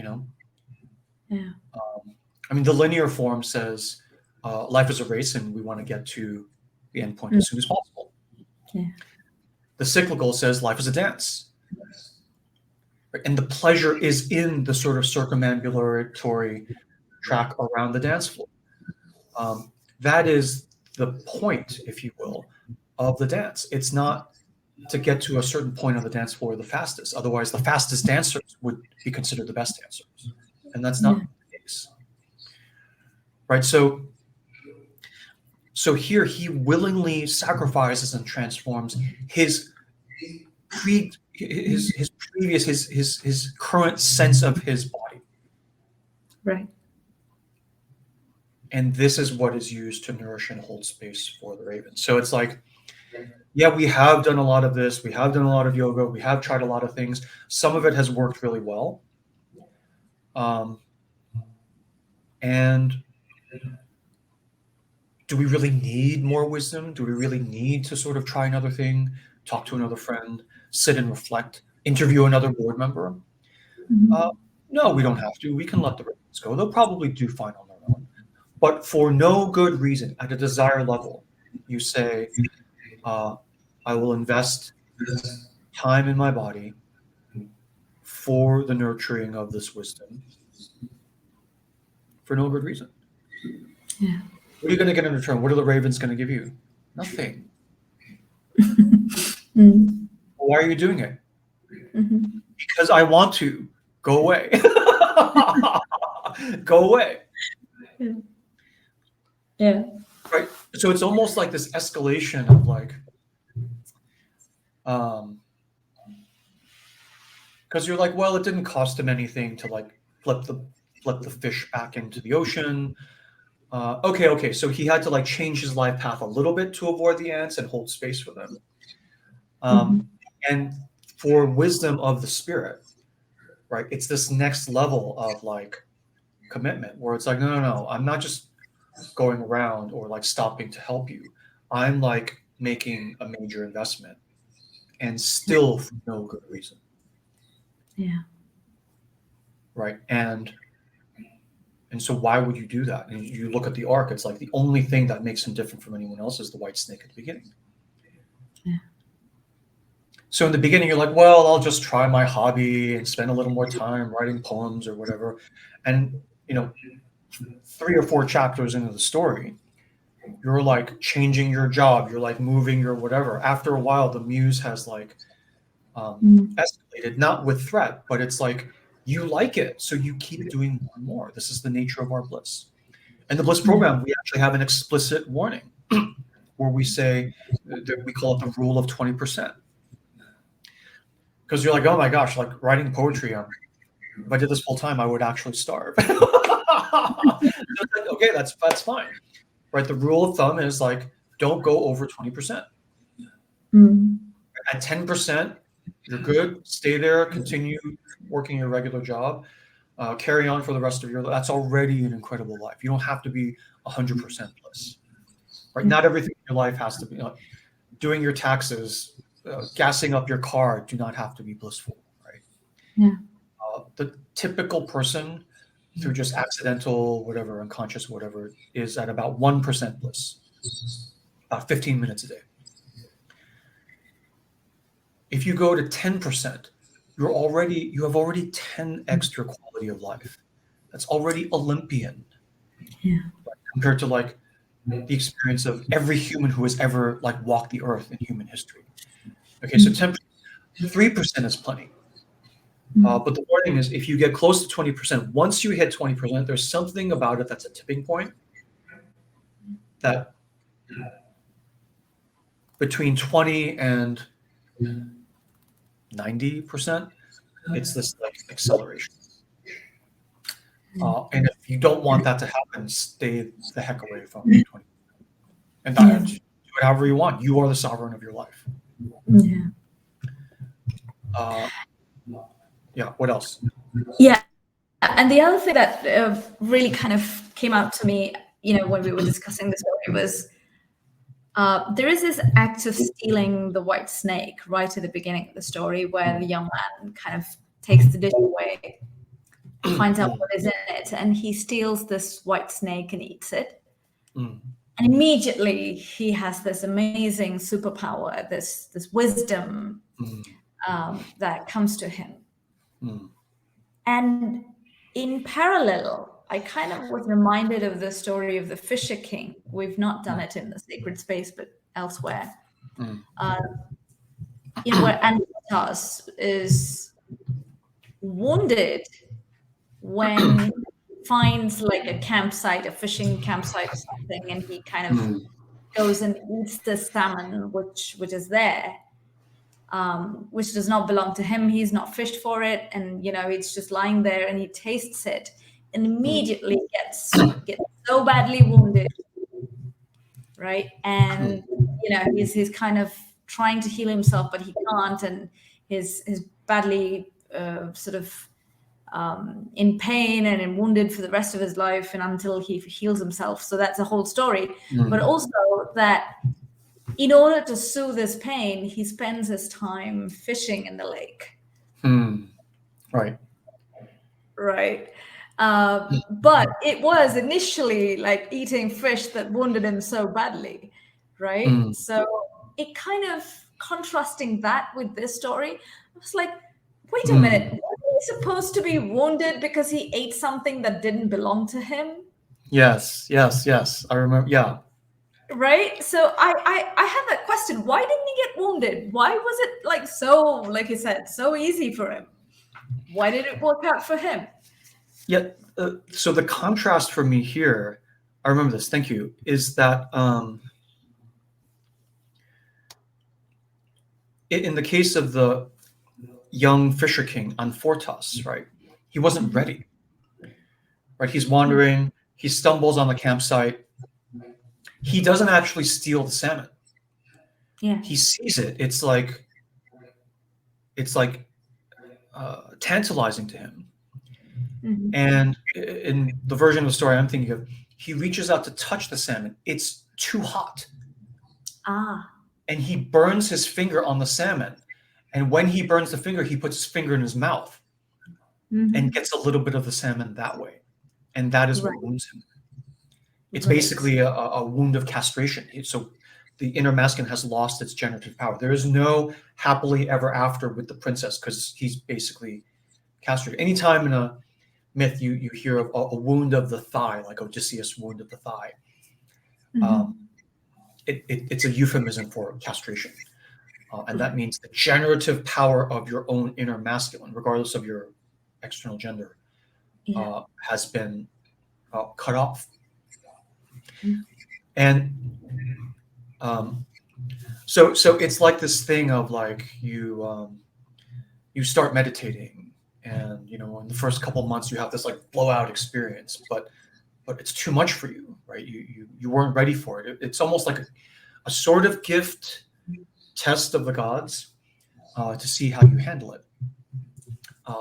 And then in many cases, it takes you the rest of your life to sort of understand what the hell happened in that month 3 of your meditation practice, right? And that's okay. That's part of circumambulation. In the white snake story, the difference is the servant has been in service. It's almost like he's paid his dues, right? On Fortas, one of the characteristics of the Fisher King is that he has inherited his kingdom. He has not earned it, right? In the parallel story track, Parzival saves some king or princess, and then the king says, "Oh, that's so great! Let me give you my daughter in marriage." And he refuses. He says, "I will not. I will go out and I will earn my own kingdom. I won't have it granted to me." This is like a direct slap in the face to the story track of this. So here, the servant has earned, has been in service, has been bringing this trait in and out, controlling his curiosity. There's a familiarity here. He sees the effects on the king. He scopes everything out, and he knows when it's safe to grab a bite. So that is more like you've been meditating for a longer time, and you understand all the, and then you're like, okay, I think I'm going to try to go a little further now. It's not a perfect analogy, but it's like the servant's been around the block for a while. It's not like an adolescent who reads up on something on the internet and then like it's like I know everything about it. Anyway, yeah, just some thoughts. Yeah, I mean, I think that's kind of very fascinating for me because it tells you that it's just a matter of how the pattern is laid out, and that this is just how when everything aligns, this is what it looks like. Right. Right. And that's kind of absolutely fascinating that there is a case in the Fisher King that says if everything is not aligned, this is the kind of circumambulation you go through, and if everything is aligned, this is the circumambulation you go through. But then there's still 3 kingdoms that he has to wander. There's still forests that he has to cover. He has to walk. He has to do all of those things before he marries the princess, right? It's still a whole journey. Correct. And even in the Fisher King story, we're not saying it's worse. Right. It's not the moral of the story is you want to be like the servant in the white snake, not like Anfortas. It's like sometimes you are Anfortas and you are Parzival. And to step back, it's like in the end of the Fisher King story, everything turns out fine also. It's just a different roller coaster ride. And in the end, Theraphis unites with the Grail Maiden, and the Grail is recovered, and blah, blah, blah, right? And so so the contrast of these 2 story tracks is not a threat saying you better take door number 1, not door number 2. It's that if anything, it's the opposite. It's like no matter what path you take, if you just continue going through the track, you will reach the middle of the labyrinth and then come back out. Even if you don't realize it at the time. Everything will be all right. Everything will be all right at this mythopoetic level. Thank you for that. So do you have an exercise for us this week, this month? Yes. Okay, let's do the exercise. Oh, we're a little late. Okay. So at this point, we'll just offer an exercise to help you with your reflection process. Again, the 4th principle of sacred space, there's no expectation of participation. I'm giving you this, I give you these exercises just to, if you feel like doing more, what would one do? So do this only if you want. There's no quiz, all right? I'm just giving this out. So the way you would do this exercise is just find some time alone in your car, in a room, about 10 minutes, take out some piece of paper and a pen, or journal, and just kind of write out some reflections on the following. So the exercise question is, so for you, what is the white snake power in you? Right, that gives you inspiration. When you use it in a certain skillful way, it gives you an unfair advantage in the world. That feeds your superpower. But that you are perhaps not fully open about it, even to yourself. Right? You're like, oh, that's nothing. That's nothing. It's like, actually, that's a huge thing, but it's very convenient of you to say it's nothing. So you just use it to make money or to sort of, get a certain kind of prestige, but you don't let it infuse the rest of your life. Okay. And again, it's your choice. It's your superpower. You do whatever you want with it. Right. So what is the white snake that you're not allowing it to transform your whole life, but you keep it in certain parts of your life? I'll give you an example. From my own life, right? One aspect of my white snake power is the ability, I don't know why I'm like this, right? But I have the ability to speak in these large visionary terms, right? I'm able to say pretty words and like bring you to this level of like looking out at this grand landscape, and you're very inspired. I don't know why I'm appear to be good at it. But people tell me I'm good at it, and I enjoy it. Okay. Now, earlier in my career, like you tell me about any situation, a dream, a fairy tale, an argument with your stupid brother-in-law, right? And I can read it for you mythopoetically. Most times I don't say anything because it's rude to sort of interpret stuff for people. But to give the example then, for me, when I was a high-tech CEO and founder or executive, raising money from venture capitalists, this power came in very handy. When I go into a room full of VCs, skeptical, they're like, what is this 26-year-old doing here? I would wave my magic wand and do my superpower, and investors would throw money at me. And that was like my being the king with the white snake. It's like I use it to sort of make my kingdom bigger. but I don't let the servants or anything know about what it is I'm actually doing. Like the right hand doesn't tell the left hand what it's doing. This is all within me. This is all within me. And I did that. I did that for a long time. I did that for a long time. Right? You could argue I'm still doing that in some aspect. I mean, there's no perfection that I've reached or whatever. I'm still in the labyrinth circumambulating.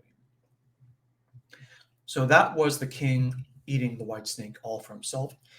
When I started teaching meditation and then bliss, and then it exploded into all these other realms, it led me into healing. I got dragged into a kicking and screaming because it was like the very last word in like a non-prestigious activity, right?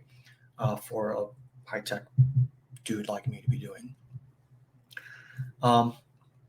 And it's transformed my life. To answer a question I think on Facebook, I'm not saying 20% is too much. I'm saying you decide how much is the right level. I'm just sort of laying out a bit of the physics of what I've observed with the thousands of people I've worked with on Bliss, which is up to 20%, you can control it. Once you hit 20%, there's kind of this phenomenon, which is like it accelerates. Like it's hard to go. It's fine to go from 5 to 10% in a controlled manner, right? But once you hit 20%, and you're like, okay, I just want to go from 21 to 32, and then stop there. It's like that's hard to do, right? Once you hit 20, it's very hard to control the horse galloping up to like 90. And when you go from 20 to 90, like your job will change, relationships will I mean, it's just because you have this sense of like, my bliss is kind of dangerous. If I let this go, it's like my entire world will change, right? I'm not sure I want my entire world to change. So we say, yeah, that's you're not stupid. Your instinct is correct. And here's the level at which we have found that it turns. So I'm not saying it's too much or too little. It's like you are the sovereign. You do whatever you want. We're just kind of giving you the little pro tip that if you want to keep it controlled, stay below 20%. It's very hard to say, well, I want like 49%. It's like, yeah, maybe you could do it. We just haven't seen anyone do it like that. So just a little pro tip. And your experience may be different. So to continue with the exercise, the question is, so what is this white snake in you? And where are you in the journey vis-a-vis the whole white snake story? Right, in my case, perhaps the servant has eaten it, made off with the power. Perhaps I'm in the middle of the story somewhere, me personally. Right, my fish are in great shape. I can go back and get more insight. But maybe I'm in the process of developing my discernment with the ants. Have I reached the level where I've transformed my body to commune with wisdom raven? I don't know. I don't know if I'm at that level. And these are not progressive. It's not a race, right? So if I'm like, I'm at the raven level and you dumb slob, you're still back in the castle. It's not like that at all. It is a cycle. It goes on forever.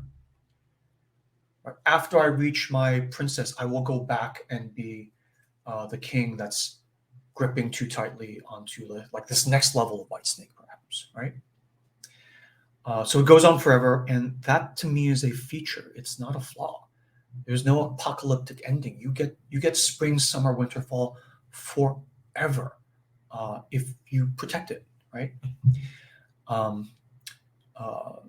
If we're not in a cyclical relationship with the earth, right? You have what Joe Campbell would call a defective mythology.